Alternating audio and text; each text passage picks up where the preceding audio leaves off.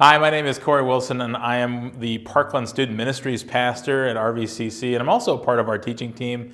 And over the last year or so, and I don't know if you've experienced this, but I certainly have, I've heard a lot of people describe their 2020 as something like this, like a dumpster fire. And maybe you've even seen this like meme in many threads online, or maybe you just texted it to somebody today to describe your day.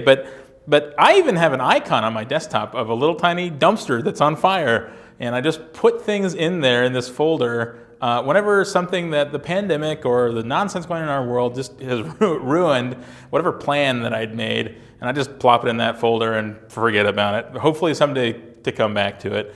And this is something that's happening in our country right now, and it's happening in our world. So many people, in fact, there's been a spike this year in the number of people who are reporting that they are struggling with anxiety or feeling burnout in a new way. And I actually decided to go back to counseling this year, last fall, I guess, actually, to deal with some anxiety that I was feeling. And I found lots of great tools and tips, and I can't advocate going to counseling if you're really struggling enough. But even with all of that, I still feel anxious sometimes about the stuff that's going on in our world. And this week we're continuing our series that we're calling Bless. And we're looking at 5 practices that help us use these simple ideas to share with our neighbors the gospel, and to do it in a way that's relational and not weird or awkward like it usually is when Christians think of sharing the good news with their neighbors as a task or a checklist or to-do list thing. We're looking at the example of Jesus, very specifically his life and his ministry, the way that he lived, as a way of modeling how we too can share what we believe is genuinely good news. And we started this series in a great place. Begin with prayer and allowing God to direct and to refresh us in that process. And then we talked about listening, what it means to really listen to people so they feel heard and seen in all of that. And then next week we talked about eating. Eat. And that's a great week. We all love that one. That's a fun one. Sharing meals together with other people is just such a blessing and can be such an amazing thing. And then this week we're going to add the first S in bless, starting with serve. Serve your neighbor. Now, all of these things, all 5 of these bless action things, they can all produce some anxiety in us. In fact, none of these things are easy, even if they are simple to do. And the reality is that it takes intentionality and care to do each and every one of these things. But my experience has been that as we get into a conversation about serving, that there's just an extra twinge of anxiety that happens for many people. In fact, you might start to feel some anxiety, and then you feel guilty about feeling anxious, and then you feel anxious about feeling guilty. And it's a nasty cycle. But service for some people just brings up that feeling. And I think it comes from a place for many of us of feeling overwhelmed or under-equipped to add something to our lives, especially in this season. And just honestly, the thought of adding 1 hour to my week right now, it just sometimes feels like it might just stress me out and burn me out. So I just want to preface today's message with this thought, something that I think might surprise you, because it always surprises me, and it's this.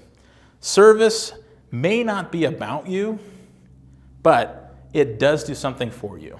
In fact, I think that it might be the difference between seeing this world as a dumpster fire and finding the hope to carry on. So, before we get into all that, let's take a look at how Jesus modeled and taught his disciples what it really means to serve, what that really looks like to serve others. And we're going to be looking in the book of John. John is one of the letters or books called the Gospels. There's 4 of them. And these are eyewitness accounts written by Jesus' disciples after his death and to just describe his life and his ministry and his teachings while they were with him. And we're going to pick up today in John chapter 13. If you haven't already, I just encourage you to download the Bible app, which we call the YouVersion Bible app. We're not paid by them or anything. We just think it's a great app. It's a great resource. But if you're in the app or if you're on your regular Bible, I just encourage you to turn to John chapter 13. We're going to pick up right there in verse 3. But I just want to give you a little context.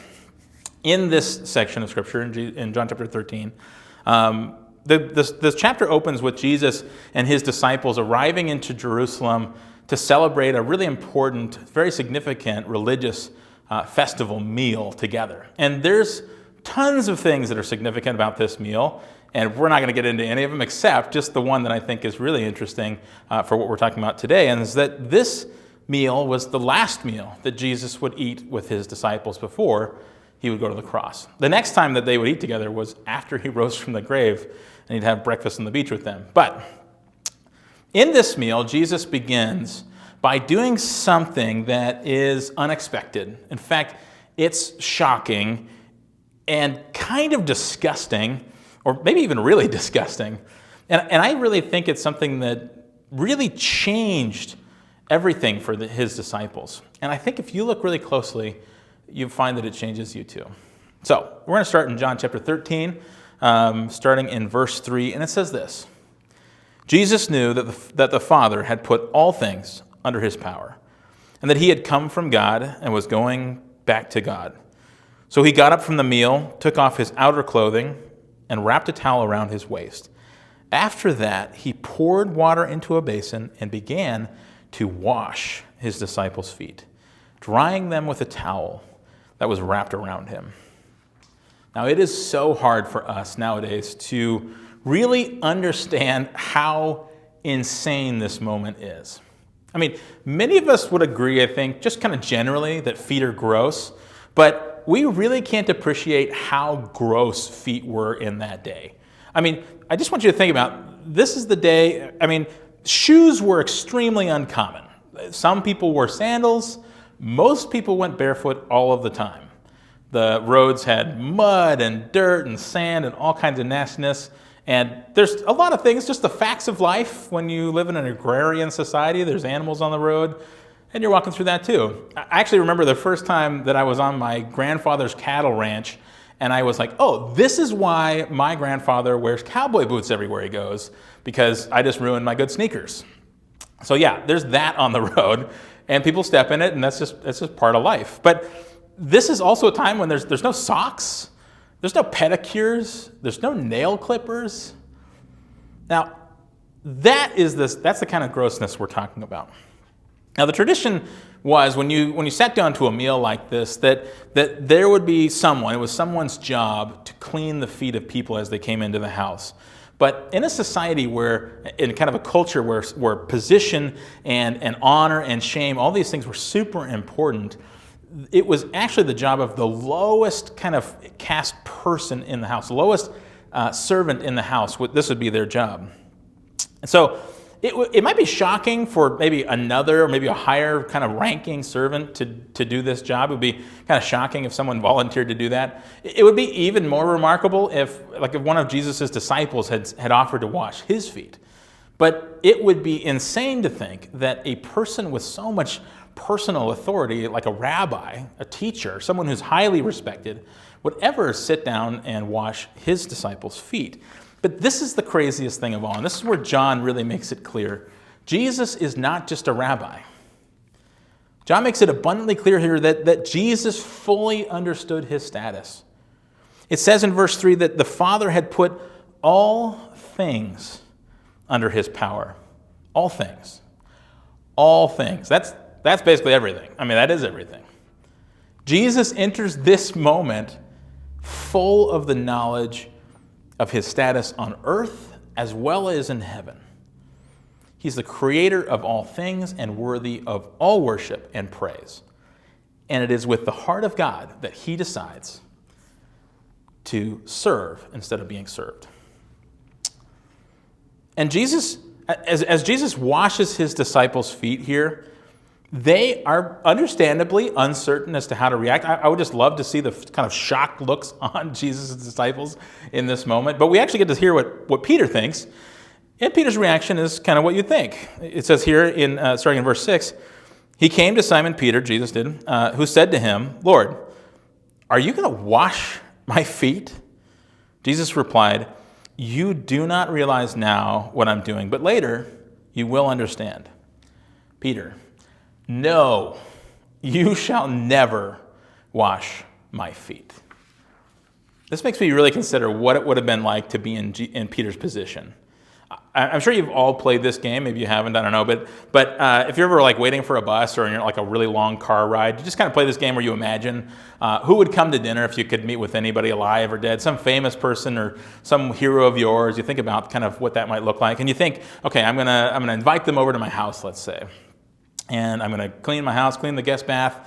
I'm gonna make this the one fancy dinner I know how to make. I'm gonna get lots of good food, some drinks, and serve them and sit them down at this table, and I am going to linger over dessert late into the night, having conversation and laughing. And I think of, mainly when I think about this, I think about J.R.R. Tolkien, is the guy that wrote The Lord of the Rings, and I just love J.R. He's a great guy, and that's my one shout out per sermon, I think, about Lord of the Rings. Lord of the Rings is great. It's great. Anyway, all that to say, like, if he came to dinner, I would do everything I could to kind of prepare the set. And I just want you to think, whoever that person is for you, just think about that for just a second. Think about the setting and all this preparation and everything you would do. And I just want you to imagine, if that person came to the door and you open the door and you greet them and they walk past you and they pick up your toilet brush and they start cleaning your toilet. And it's not the toilet in the guest bath. This is the toilet in the room that nobody goes into except your family. It's where you wash the dog. It's where the kids get their baths. It's the gross family bathroom that nobody ever cleans. And they walk straight in there and start scrubbing your toilet. That's how Peter feels. This is some kind of act of love and service that is almost revolting to imagine. Jesus, he sets down his crown of glory and picks up a toilet brush. But look how Jesus responds to Peter. He says this. Jesus answered, unless I wash you, you have no part with me. And then, of course, Peter, kind of doubles down. Then, Lord, wash not just my feet, but my hands and my head as well. He's so excitable. I love this guy. But Peter really doesn't know what this night and the events that are about to transpire in Jesus' life, but Jesus does. He knows that in a short time he will again set down his crown of glory, set down his dignity to step out and be beaten and tried and then executed on a cross out of an act of love. And this act of love and grace will wash away the sin of this world and offer us a new life with him. And it won't be until Jesus comes back from the dead that any of his disciples will even understand what the extent to which God and Jesus would go to demonstrate his love for us. Jesus, he performs this crazy act of love, and he's thinking long term. He's thinking about the mission that he's trying to create. He's thinking about the kind of movement that he's creating. And what he wants to do is he wants to burn in his disciples' minds the memory of the scope and depth of what love and service really looks like for his disciples. What it means to follow a God who would behave, who would serve us and then call us to serve just like him. And it does, I think, change everything for us. Jesus ends this section by saying here, with this really catalyzing idea here in verse 12, it says this, when Jesus had finished washing their feet, he put on his clothes and returned to his place. Do you understand what I've done for you? He asked them. You call me teacher and Lord, and rightly so, for that's what I am. Now, that I, your Lord and teacher, have washed your feet, you also should wash one another's feet. I have set for you an example that you should do as I have done for you. Very truly, I tell you that no servant is greater than his master, nor is a messenger greater than the one who sent him. Now that you know these things, you will be blessed if you do them. Jesus washes feet, and he calls us, his disciples, to be just like him. And the truth is, our world hasn't really changed all that much. I mean, the system that we live in day to day is designed to help us get as much status as we can, as much notoriety as we can, as much money as we can, to get other people to serve us. But what Jesus is saying here is he's presenting an idea that is just a completely different way of looking at the world. He's saying that if you want to live a life of significance and meaning, if you want to follow Jesus and be a part of this movement that is changing the world, then you are called to serve. And did you catch what he said at the very end of that verse? Now that you know these things, you will be blessed if you do them. Jesus promises us blessing when we choose to set aside our cardboard crown and pick up our plastic toilet brush. So I just want you to consider, what is your crown? What is the crown that you need to set down? Is it your time? Is it your money? Is it your safety? Is it your comfort? Is it your convenience? A friend of mine recently asked this question about service, and a really profound, I think it's great, very honest question was, is service safe? Is it safe? What do I risk when I go out and serve? You know, it's a question that we get when we take kids to go serve in the community, or we go to other countries to serve. Parents ask this question like, is it safe what you're taking my kid out to do? And it's a question I think that all of us need to ask ourselves, or we'll probably ask ourselves when we consider doing something for other people. And there's really no way of avoiding the truth on this, that honestly, if you want to experience the blessing that Jesus is talking about here, you're going to need to risk something. And I want to be clear, because obviously I'm not saying that anybody should needlessly put themselves in harm's way or engage in behavior that just kind of puts you at risk without really needing to. But I really want you to recognize that in order to bless other people through service, to really follow in the way that Jesus is calling us to, we have to put ourselves in harm's way. We have to lay down our crown somewhere. The followers of Jesus historically have always faced all kinds of hardships as a result of this kind of way of living and loving. They risked their lives, they risked their reputations, they risked their safety, their comfort. They risked their livelihoods. And all of this was to pursue the kind of love and to tell this gospel of truth in a powerful way. And all too often in the American church, just being honest, we set the bar too low. I mean, we really want to serve when we're ready, when it feels right, or when it's easy or convenient. But if we really want to bless our neighbors, we have to be willing to get uncomfortable and take some risks. And Jesus promises us that we too will be blessed when we serve. And in a season, I think, again, of where many of us feel like our lives are this dumpster fire, we really feel the stress and anxiety of the moment, I think that Jesus offers us hope that can really change our lives, because instead of hiding in our comfort, we actually find that by following his example, we actually find a new way of seeing the world. And maybe you've never thought about it this way before, but service can actually be a form of self-care. Service can be self-care because even though it's not about you, it still can do something for you. In fact, the Barna Group, a research group, and there's a ton of researchers that have found that people who serve regularly, that are invested in the lives of their community, that do it all the time, those people find that they are more satisfied with their church experience. They find greater significance and meaning in their faith. They find that there's this greater sense of community in their life. And strangely enough, they live longer and are happier than the rest of us. And I just think it's amazing that when opportunities come along in our lives to serve, we often get tripped over this thing like, I can't do that because I'm too stressed. And we fail to realize how God could use our service, how he might refresh us in our service. And when we kind of think like, I can't do this because I'm too stressed, like we limit God's power in the world. We actually limit our own experience. We say, okay, I can't do this and therefore it can't be done. But we forget that God is calling us to a way of living where when we serve, we'll experience a refreshment of life. When you pour out your love in service, God pours more in. God is on a mission in this world.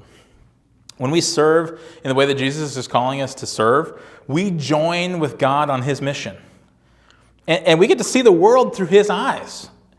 And that gives us the hope, I think, to carry on.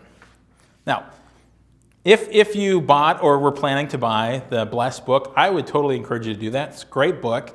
Like we've said many times, it's got a lot of really simple ideas, or they aren't mind-blowing ideas. It's just a lot of simple ideas.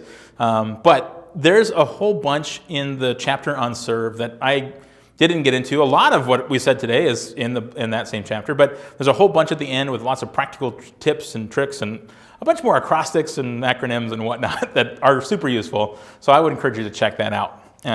But I want to make it as simple as possible today. Just one simple action step. We're not talking 10 verses and 5 action items. Just one simple action step. So I want you to find a piece of paper. If you're watching this on YouTube or whatever, just hit pause for a second. Find yourself a piece of paper. And I want you to grab a pen and write down this sentence. This week, I am going to serve blank by blank. I am going to serve my neighbor by doing this action.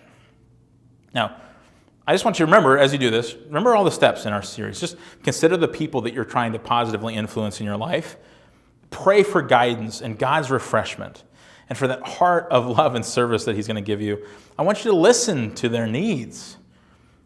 Get to know them over a meal, and then serve them in a way that actually blesses them.